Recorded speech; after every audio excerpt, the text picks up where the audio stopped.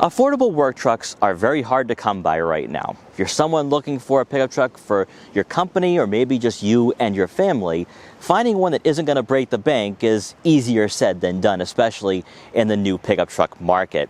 What you have here for the 2025 Ford Maverick is something very unique and also rather special, under $30,000. In today's very quick video, we're going to check out what the Maverick XL has to offer. We're going to take a look at what this vehicle provides for 2025 with this new mid-cycle refresh. We're going to check out the exterior, the interior, take it out for a quick test drive, and see why, if you are in the market for a pickup truck, you need that utility, you need that versatility, you need that practicality and convenience, then maybe taking a look at the 2025 Ford Maverick might be a great decision. Now, before we get in this video, I want to give a huge shout and thank you to Acton Ford in Acton, Massachusetts for letting me come down here to check out the Ford Maverick. Their link will be in the description below, so you can check out their extensive Ford inventory.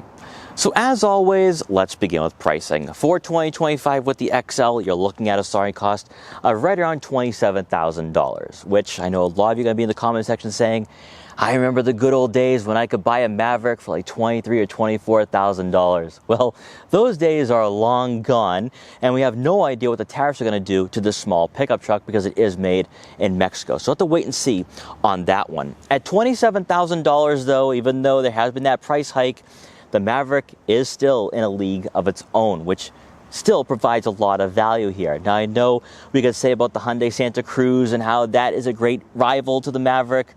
Is it though? Is it really? I mean, yeah, we can go back and forth on the payload capacity and towing capacity, but with the Maverick, you're getting a pickup truck from Ford, from a manufacturer that knows how to build pickups. So I think a lot of buyers tend to go in the Ford direction between both models. And then also take a look at pricing as well. Even with the Lariat at around $35,000, you're undercutting what you're going to be spending with a Toyota Tacoma, Ford Ranger, or Nissan Frontier. So even though it's a bit more expensive, there's still a lot of value here for this model. So up front, you are going to have new headlight housings. They are shaped in a design of like a 7, which looks pretty cool. Now, unfortunately though, with the XL, you don't have the LED signature daytime running lights, which look really great on this pickup. Now, the one change here that you're going to notice immediately is the grille design. More of a mesh look here, giving you that sportier design to this pickup. Body lines wise though, it's the exact same. This is the same pickup truck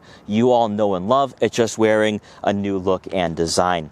For the lower portion of the front bumper, you will have some cladding here to take on some of those elements. And if you are going to the construction site, that will help out not scratching the front bumper. Then taking a look at the side profile, you are going to have 17-inch steel wheels here. Perfect for those of you who are contractors or you do go to those construction sites, because on higher trims you'll have the aluminum alloys, which look really great, giving you more of a higher quality appearance, but this still has a nice design to it. Now, for this model, you're not going to have color match side mirror caps. That's to be expected at around $27,000 to start. No turn signal indicators. However, our model does have blind spot detection for added safety, and that is available for the XL through an optional package. Then as you make your way around to the back, nothing different here for the design. You're still going to have the same taillight housings. You're going to have the Maverick logo stamped into the tailgate. But outside of that, nothing different at all. So let's talk about the capabilities here with the Maverick. So we have the Turbo 4, which will give us a payload capacity of 1,500 pounds and a towing capacity of 4,000 pounds. Now, for this Maverick, we have the 4.5-foot cargo bed, which gives you a lot of space here. So when you are going to the construction sites, or maybe you're moving some mulch around or anything else, you have plenty of room here to do all of that and then some. One thing I do want to point out here though with the XL is that you are not going to have a power lock tailgate. That's only available on the XLT and above, so you have to come back around here after that long day at work and manually lock this tailgate. Now, that's why I would say go with the XLT for that extra convenience, but it is what it is with the XL. You can't have everything at $27,000. Hopping inside the XL, I'm actually a bit impressed here. Now, I would be using that term a bit lightly, mostly because I just hopped out of an XLT. And the XLT that I had featured wasn't too much different than what we have here with the XL. There are just two differences that I notice right off the bat with this particular trim that you're not going to notice in the XLT, and they're very minor things. One is that you don't have your start-stop button because you have to use the key fob to turn on the ignition. And then two, and this is surprising, with the XL, when you look down at the center console, your USB-C and USB-A outlet are on the driver's side, but in the XLT, they were on the passenger side. That is interesting to say the least. But aside from that, the XL is mostly a work truck, whereas the XLT, you can go pretty high up with those packages. You can get a heated steering wheel, you can get heated front seats, a power adjustable driver's seat. You don't have that ability with the XL. So what do we actually have here with this particular trim? Well, starting up front with these seats, they're mainly adjustable and they have cloth upholstery. And I have to say, just like with the XLT, these seats do provide a lot of cushioning for the backs and the bottoms of these seats, and the support really isn't too bad. Obviously, it's not going to be super aggressive because this is still a vehicle at around $30,000, so that's to be expected here. However, on those weekday commutes when you're visiting clients or you're going to the construction sites,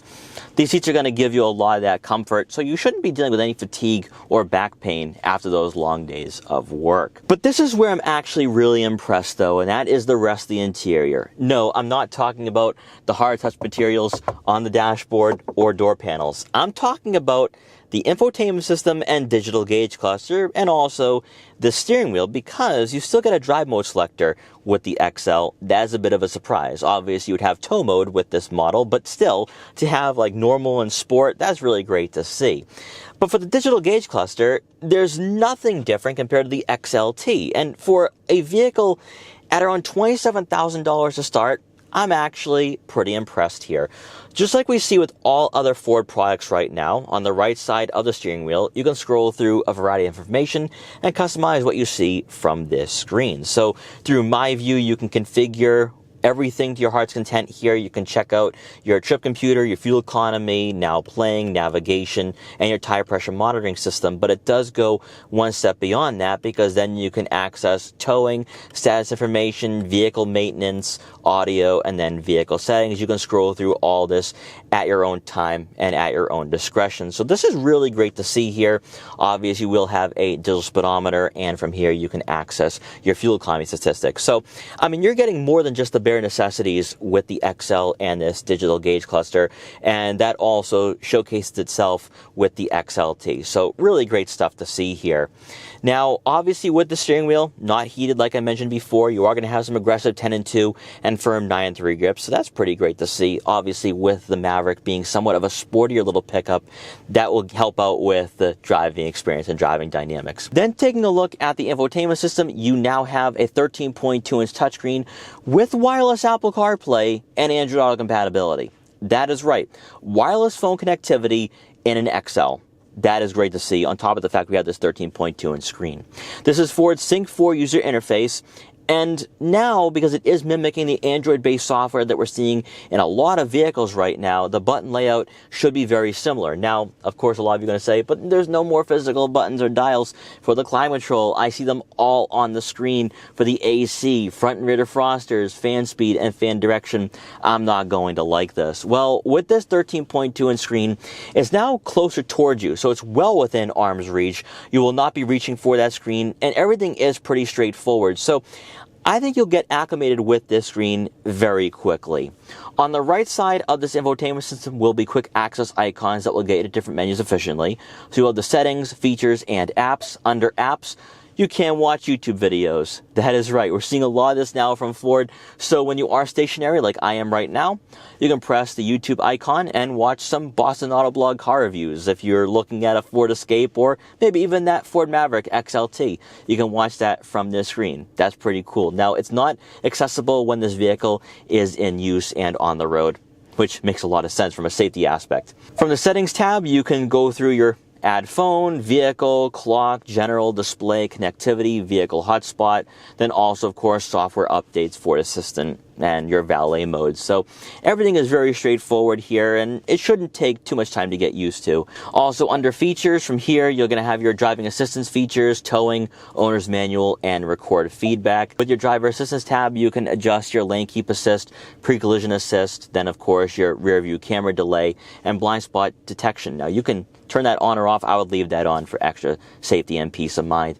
And while we're here, I might as well bring up the fact that we do have an optional package equipped for for our XL. So for $800 through the Ford Copilot 360 package, this will give you pre-collision assist with automatic emergency braking, pedestrian detection, forward collision warning, dynamic brake support, also of course that blind spot detection and rear cross traffic alert, lane keep assist, and auto high beams. So that's really great to see. So a lot of safety here for only $800. That's totally worth it for the XL, and you're getting some extra safety without having to cross over that $30,000 price range. And while we're talking about safety, might as well go over the rear backup camera. We have trajectory here, which is pretty standard for the Maverick and for other vehicles at this price point. There's also another angle as well, giving you a 180-degree view and also better visibility when you are backing out of tight spots or you're parking in a garage. Beneath the head unit, you are going to find a single row of buttons for your volume knob, your tuning. Then you can go with more of a minimal layout for your infotainment system. That way it's not drawing too much attention away from you when you are driving. Your hazards and max AC. Beneath that, you are going to find a 12-volt outlet, a USB-C and USB-A outlet. Then a couple storage compartments for some smaller items such as a couple smartphones, wallets, or other tech gadgets. For the center console itself, you will have that gear selector here, which is a dial. We see a lot of that in the Ford lineup. That gives you a bit more space for the center console. Next to that will be your two cup holders, electronic parking brake, your traction control on and off button, and auto start stop. Then next to that will be more cubbies for some smaller items, maybe a couple loose change or possibly a couple small pens. For the center storage compartment, there is plenty of room for smaller items, such as a couple water balls. You can actually store a couple small water balls here, other tech gadgets, and of course, that smartphone. Now, with the XL, no power moonroof, but that's to be expected for a vehicle in this market. If you want that, you can go with the XLT and have more of a family-friendly and daily driving version of the Maverick, whereas I think the XL we had today, this is more of a work truck. Now moving on, for passengers in the back, they're going to receive right around 37 inches of legroom, which is on par with some smaller subcompact crossovers and some compact crossovers out there. So if you're someone who needs to have the interior space for some smaller children or smaller adults, this is actually quite conducive. Now, there's more to this vehicle than meets the eye, because underneath these seats are a couple storage compartments for some smaller items. I think you could actually put in a small toolbox or two, or for myself, I have camera gear, so if you have some smaller bags that you want to store back here and keep out of sight, you can do so for sure. Now, I think some of you might be questioning, can you squeeze a third person in the center? Well, it's set up to do so, but I think it would be quite the squeeze because you'll be fighting for that shoulder room, and also you do have an aggressive center hump here, so that will take away from that legroom as well. If you're looking for a pickup truck that you can squeeze in that third person, you might want to go with the Ranger at the very least, and then obviously with that Ford F-150. But for a pickup truck under $30,000 to start, I mean, this is more than you can ask for in regards to that practicality and interior space. Also back here, you do get two USB-C inputs. Now, no center-mounted air vents, which is to be expected. We didn't see that with the XLT, but sadly, there's no center armrest with two cup holders, but there are a couple storage compartments and some cup holders on the door panels. And lastly, with the Ford Maverick for 2025, you have a choice between a 2-liter turbocharged 4-cylinder engine and a 2.5-liter hybrid 4-cylinder. We had the Turbo 4, giving us 238 horsepower and 275 pound-feet of torque. It is paired with an 8-speed automatic transmission. In regards to fuel efficiency, you're looking at right around 22 miles per gallon in the city and 30 miles per gallon on the highway, which is better than a Toyota Tacoma. So if you're someone who wants to save some money and also have a vehicle that is efficient, you have that here with the Ford Maverick, and then of course with the hybrid system, you're getting like 42 miles per gallon. So it's a great choice either way. I do think though with the Turbo 4, you're getting just a bit more capability and versatility here with this model. Now with the Ford Maverick, doesn't really feel much different than last year, despite the fact that there is a slight decrease in horsepower. It's still going to be fun. It's still going to be enjoyable to drive. Still has that agility and spryness that I know a lot of you have enjoyed over the past 3 to 4 years with this model. The main difference here for the 2025 model is the fact you have that exterior refresh, then also the new technology for the interior. Outside of that, this is still the same pickup truck you all know and love. Best of all though for this model, I think it's pretty cool, is that you are going to have a drive mode selector here where you can select between normal, sport, then of course tow, eco. And with sport mode, you know, this pickup becomes far more lively and active and does become quite fun. And it's this right here where I don't think you'll be noticing that decrease in horsepower. The steering input is decently weighted. Then, of course, though, with that suspension, it is more aggressively tuned, so you're going to feel the bumps and imperfections for sure with this model. But then again, I mean, this is an XL, this is a small pickup, it's designed to be a utility vehicle, and because it's a utility vehicle, you have those attributes and qualities here with this pickup. For the overall vision being behind the wheel of the Maverick, if this is your first time taking a look at this pickup, you have a nice panoramic view. The A-pillars are somewhat thin, but I do think at times you might have some blind spots when you are approaching intersections or red lights. Taking a look at your side mirrors, they are decently sized. I can see what's in my blind spots. And in the lane next to me, also our model has blind spot detection, so that gives you a bit more safety. And then looking out back, nice clear view behind you, so a lot of visibility here, and that's helped out with the seat positioning as well. You do sit pretty high up in this pickup, relatively speaking, and that's why this doesn't feel car-like. It feels more like a crossover being behind the wheel, and that's going to be exhibited with the Hyundai Santa Cruz, since it is closely related with the Hyundai Tucson. So either choice in this market is going to drive somewhat like a crossover, but I do think with the Maverick it feels somewhat truck-like, even though it does have some of that unibody aspects that some people don't like. But I know a lot of Americans have chosen the Maverick because it is that small utility vehicle that's affordable and still gives them that ruggedness that they're looking for. And now I will say though that this 8-speed automatic transmission does a pretty good job when you are on the back roads or in the suburbs, but when you are accelerating or you're in city situations, when you're in the stop and go traffic, that's where this transmission is a bit clunky, but that's to be expected, you know, especially for a vehicle in this market. All in all though, after spending some time with the Ford Maverick, this is still a great pickup truck to choose from. It really kind of is your only option if you're buying a brand new small pickup. I mean, yeah, you have the Hyundai Santa Cruz, but I think the Hyundai Santa Cruz is for a different type of buyer. You know, I don't see people buying a Hyundai Santa Cruz and, you know, working on their house or going to see clients or working at construction sites. You know, the Ford Maverick is traditionally a pickup through and through for the exterior, the interior, and this is what buyers want. Americans want a pickup truck like this. And Ford is really all you have right now with the Maverick. And it's also really comes down to that pricing, right? You know, for the XL, it comes in at $27,000.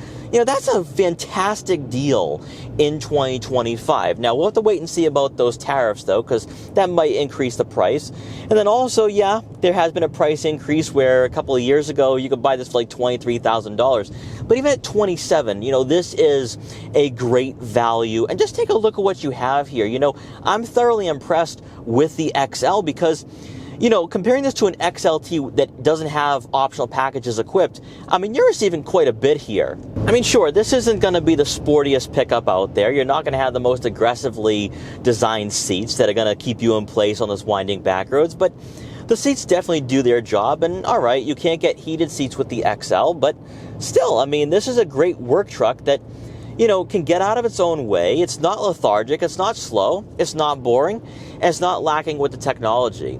And, you know, you could say, well, since there's not a lot of competition here, obviously the Ford Maverick is going to be seen as the benchmark. And it is. I mean, there really isn't a lot of vehicles like this where they are pickups or small crossovers that can give you this much utility and versatility at a price point under $30,000, which is why I still think the Ford Maverick is going to be a great choice for you at around $30,000. And while I do think there's some people out there that could say, well, you know, I could go with the Toyota Tacoma, Nissan Frontier, maybe Ford Ranger.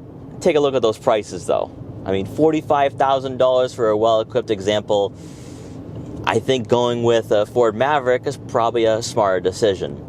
I just wish that as a reviewer, as a journalist, I wish there were more rivals in this market that we can compare and contrast to.